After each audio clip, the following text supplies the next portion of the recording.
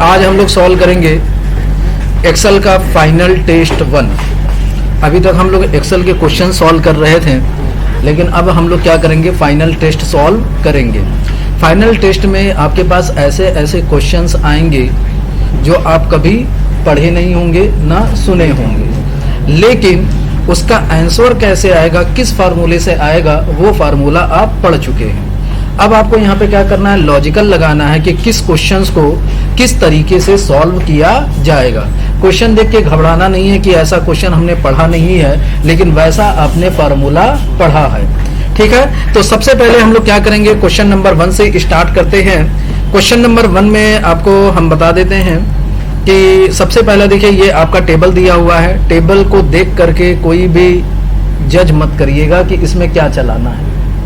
आपको करना क्या है, आपको क्वेश्चंस के नीचे इसका क्वेश्चंस दिया होगा उसको पढ़ना है। इसको पढ़ करके आपको आंसर चलाना है टेबल के अंदर। एग्जाम में भी इसी तरीके से आते हैं क्वेश्चन, ये नहीं कि टेबल है हाँ इसमें इफ चलेगा, ऐसे नहीं करना है। आपको क्या करना है, क्वेश्चंस पढ़ने हैं। तो देखिए क्वेश्चंस आपका है, क्वेश्चन नंबर 1 का A, set drop down list for size and category, then fill the column order quantity doesn't allow any negative value, also set an input message for the user as a please put a positive number in order quantity column। Question आपका ये कह रहा है कि आपको size and category में आपको क्या लगाना है, ड्रॉप डाउन लिस्ट लगाना है। ड्रॉप डाउन लिस्ट पढ़े हैं ना, डेटा वैलिडेशन से लगाया जाता है। और उसने ये भी बोला कि ऑर्डर क्वांटिटी में आपको ऐसी कॉन्फ़िगरेशन करनी है कि उसमें नेगेटिव वैल्यू एक्सेप्ट ना करे, और उसमें आपको मैसेज भी लगाना है कि please put a positive number. तो चलिए सबसे पहले हम लोग साइज में क्या करेंगे, ड्रॉप डाउन लिस्ट लगाएंगे। तो साइज में कौन कौन सी साइज है, स्मॉल है और लार्ज है, यही दो साइज है ना। तो सबसे पहले पूरी सेल को हम लोग क्या करेंगे, सेलेक्ट करेंगे। और सेलेक्ट करने के बाद फिर कहां जाना पड़ेगा, आपको कहां जाना पड़ेगा, डेटा में। और डेटा में जाने के बाद डेटा वैलिडेशन में जाएंगे, और यहां पे आपको क्या करना है, लिस्ट चलाना है। लिस्ट में जाएंगे और यहां पे कौन कौन सी साइज है, स्मॉल, तो यहां पे टाइप करते हैं क्या, स्मॉल, कॉमा लगाएंगे और फिर क्या कर देंगे, लार्ज। तो ये आपका साइज का ड्रॉप डाउन लिस्ट हो गया। अब हमें कैटेगरी में भी लगाना है, तो कैटेगरी में क्या है, फ्रूट्स है और वेजिटेबल्स है। तो कैटेगरी वाली सेल को भी पूरा सिलेक्ट करेंगे और फिर उसके बाद कहां जाएंगे, डेटा, फिर उसके बाद डेटा वैलिडेशन, और यहाँ पे भी क्या चलाएंगे, लिस्ट। और लिस्ट में इसमें क्या टाइप करना है आपको, फ्रूट्स, पहला आपका है क्या, फ्रूट्स, कॉमा, फिर क्या लिखेंगे, वेजिटेबल की स्पेलिंग बताने की जरूरत नहीं है, वहां पे लिखा हुआ है। ठीक है, ओके कर देंगे, हो जाएगा। तो यहाँ पे देखिए, आप ड्रॉप डाउन लिस्ट लगाने के बाद यहाँ पे दोनों शो करना चाहिए, फ्रूट में और कैटेगरी में भी आपका दोनों शो करना चाहिए। समझ गए। अब एक इसमें और क्वेश्चन था कि क्वांटिटी कॉलम में नेगेटिव वैल्यू एक्सेप्ट ना करें। नेगेटिव वैल्यू किसे बोलते हैं, जो जीरो से कम होते हैं, जो जीरो से क्या होते हैं, कम होते हैं। तो हम यही चाहते हैं कि ऑर्डर क्वांटिटी कॉलम में जीरो से कम एक्सेप्ट ना करे, क्या एक्सेप्ट करे, जीरो से ज्यादा। तो यहाँ क्या करेंगे, क्वांटिटी वाले कॉलम को पूरा सिलेक्ट करेंगे, और सिलेक्ट करने के बाद आपको जाना पड़ेगा डेटा वैलिडेशन में, और इस बार नंबर की बात हो रही है, किसकी बात हो रही है, नंबर की। तो यहाँ पे हम क्या सिलेक्ट करेंगे, होल नंबर, और यहाँ पे बात हो रही है कि जीरो से ज्यादा एक्सेप्ट करे, जीरो करे और जीरो से ज्यादा एक्सेप्ट करे। तो ग्रेटर देन और इक्वल टू क्या सिलेक्ट करेंगे, ग्रेटर देन और इक्वल टू, और यहाँ पे क्या टाइप कर देंगे, जीरो, ओके कर देंगे। अब देखिए ओके नहीं करेंगे क्योंकि इसमें एक मैसेज भी हमको लगाना है। तो मैसेज लगाने के लिए कहां जाएंगे, एरर अलर्ट में, और यहाँ पे एरर मैसेज में क्या टाइप कर देंगे, क्या लगाना था,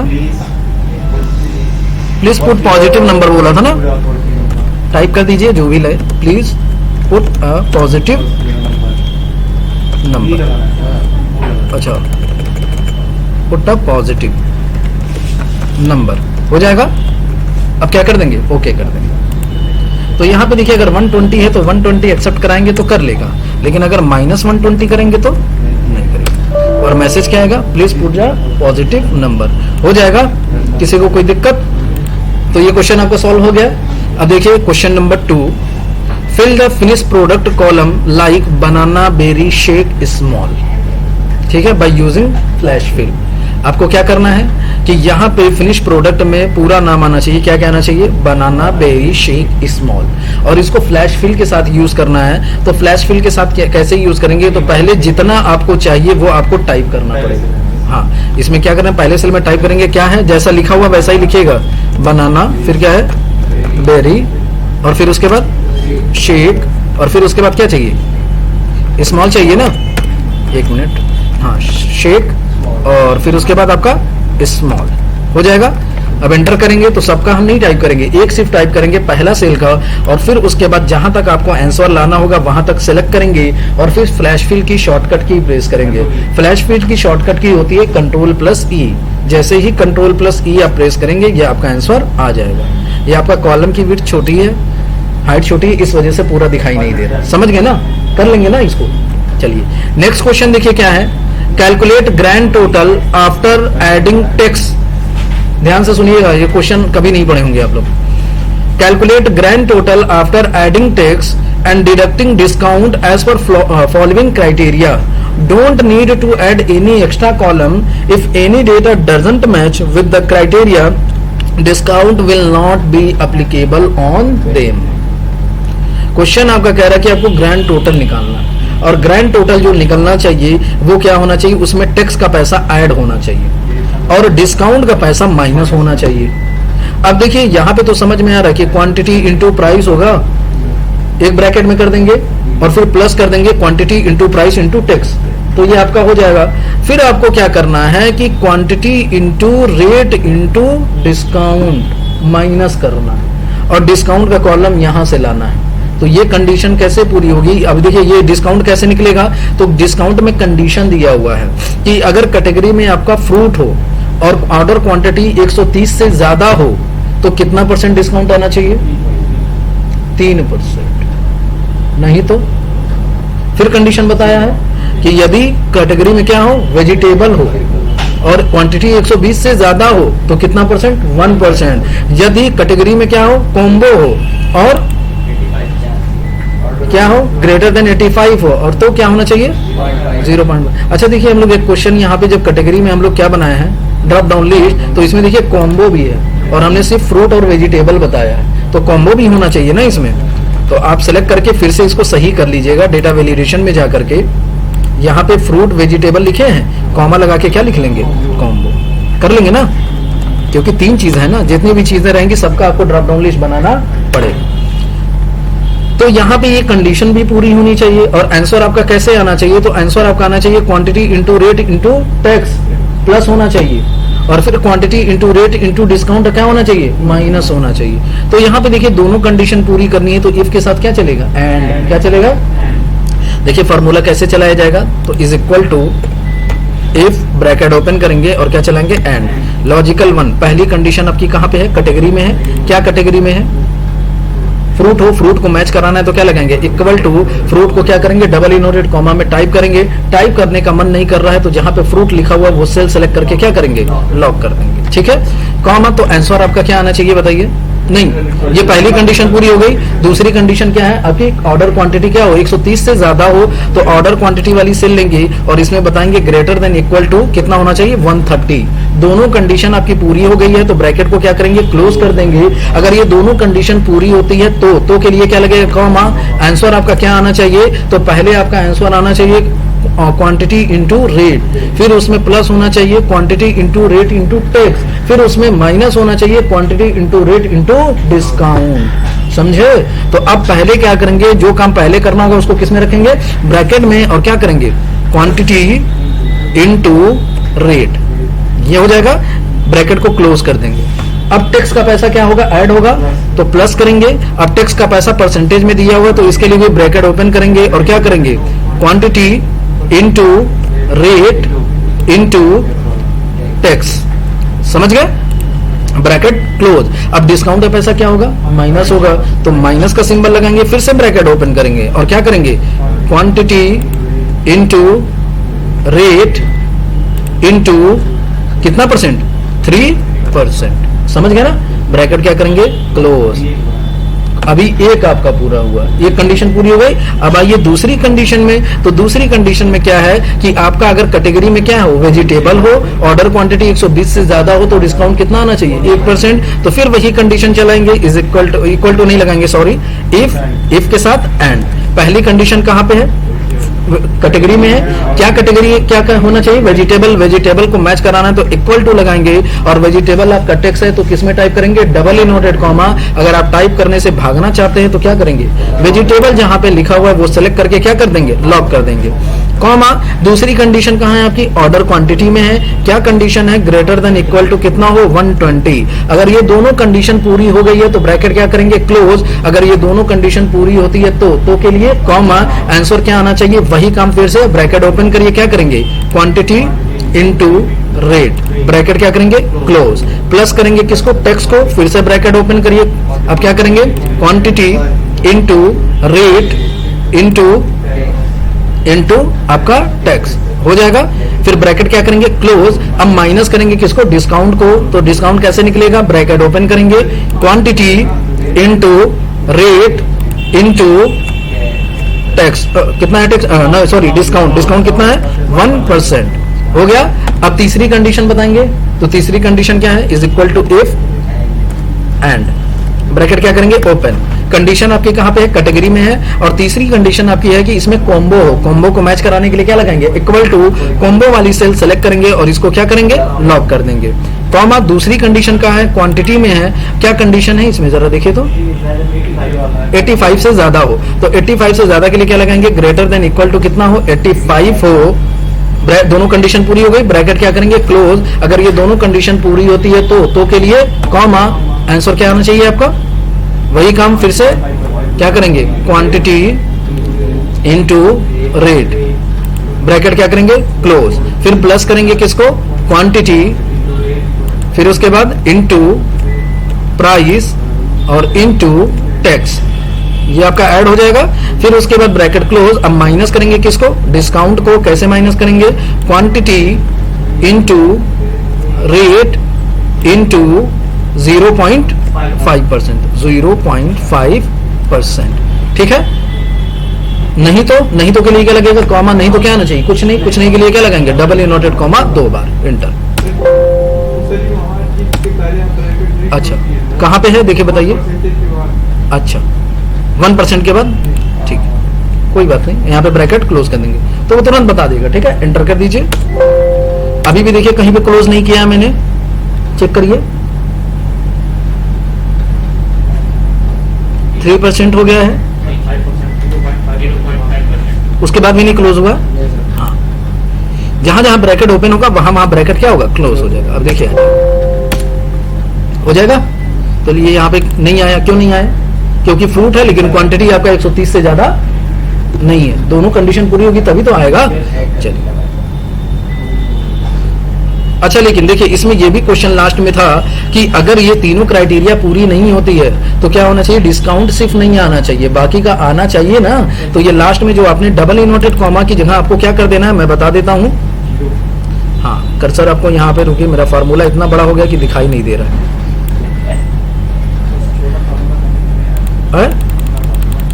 छोटा फार्मूला इसमें होगा ही नहीं, कोई चांस ही नहीं है।